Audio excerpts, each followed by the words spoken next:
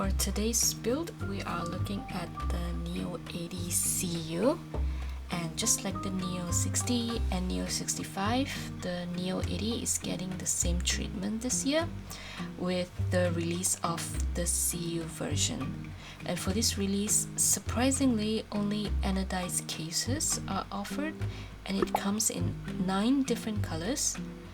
There are a few new colors introduced for this line, and I will send one of the new color. This is the Ruby Rose. This is very heavy.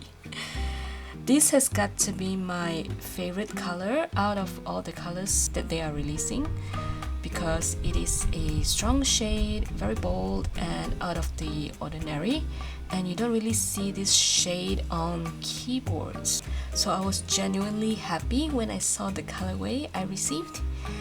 And yes, matching keycaps set will be a challenge, but if you know me, I will always try my best to find different key set colors to match bold color keyboards, and I think it is one of the fun parts of building a keyboard, and which is why I chose GMK Abstract to match Ruby Rose. The keycap set is very colorful already, as you can see, but it's also subtle enough to match the board because of the cream colored base. You can also, of course, go with good old warp set, and I think it will look really nice on Ruby Rose as well. The Ruby Rose is actually a very unique color because it actually has a magenta pink hue to it. But when the light is not hitting the board or in low light settings, the board actually looks like a slightly muted rose red. So depending on the lighting and also on the angle, you actually get a different shade of pink red hue on the board. And now you're probably curious to know the difference between the Neo80 Cu and also the OG Neo80.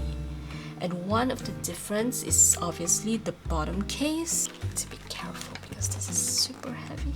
So like previous Cu series, you can choose brass or copper bottom for the Neo80 Cu.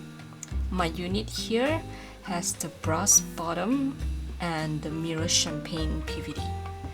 They also upgraded the appearance and design on the Neo80 Cu as well, whereas the Neo80 has a more simple design. There are 3 mounting styles for the Neo80 Cu. We have poron, silicone gasket, and also top mount. I personally prefer the poron mount because the typing sound is less harsh and it's also softer for me.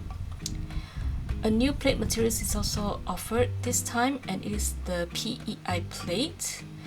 The material is a little bit harder than PC plate, and surprisingly it is also my favorite plate to type on.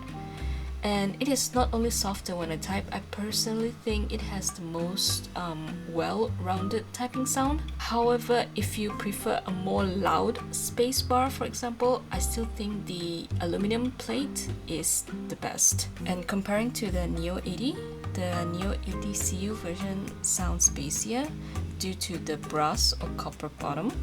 However, if you ask me if it is worth to upgrade to the Cu version, not necessarily. I still think the Neo80 sounds absolutely amazing. There are different switches, but you can hear that the Neo80 sounds great as well without foams. But this is all preference. If you prefer the brass copper bottom, the bassier tone, or the design of the Neo80 Cu, then by all means choose the Neo80 Cu or upgrade. However, I have to say that the Neo80 Cu is much heavier than the Neo80, so if you prefer a heftier board, you will probably like the Cu version more. And obviously the Neo80 has the catchball system, and wow, the Neo80 Cu is using the case screws. I personally don't have any big issues with the Neo80 Cu. However, I do have some very small issues.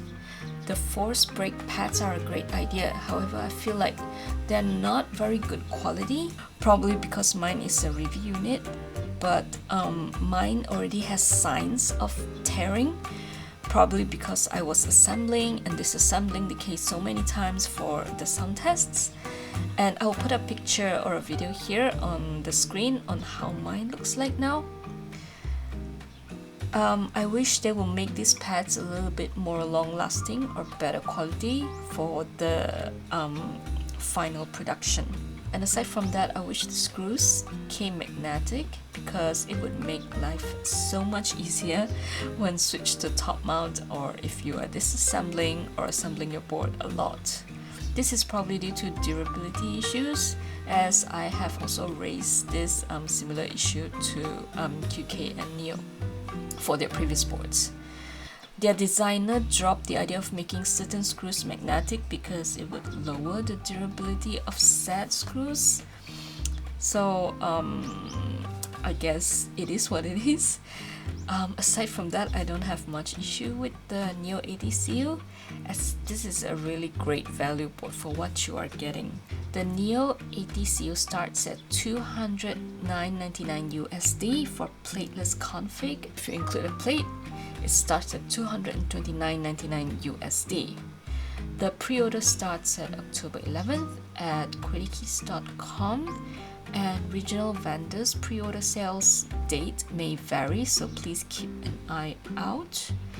And that is all for my video today. Let me know in the comments if you will be getting a Neo80 Cu or upgrade from your Neo80, and I will see you in the